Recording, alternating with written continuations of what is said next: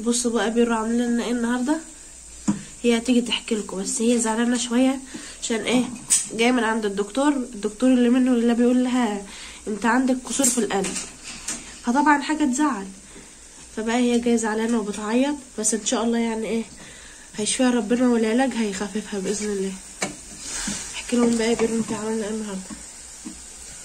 ازيكم حبايبي في اللي عاملين ايه؟ كل سنه وانتم طيبين وبخير، ربنا ما يحرمكوش من صحتكم يا رب. اهم حاجه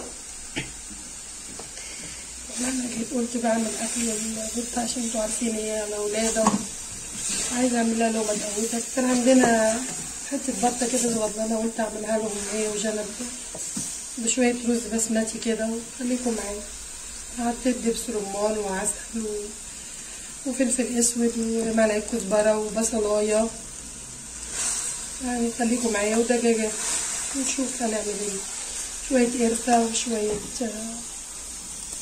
اللهم صل على النبي روله، حبهان، اي حاجه انت بتحبيها وبتحطيها باكلك يعني عادي. ما شاء الله حسيت كده. يلا نغيره معلش. نشوف هنعمل ايه بقى.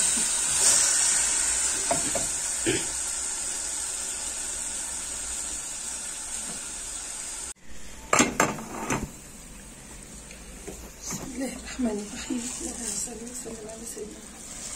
ده الرز ده يعني شبه البسمتي بس هو هندي ماشي. خليكم كده معايا اهو. تعمل بقى كده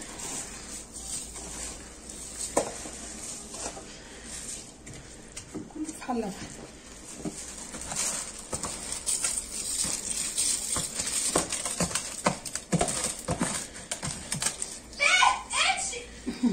القطه جايبه جنب.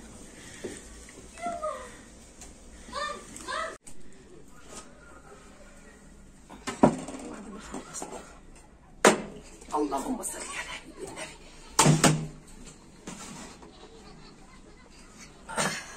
انزل يا باشا، انزل يا معلم. يا عيني يا عيني. احلى لايك لبيرو، وما تنسوش تدعوا لها.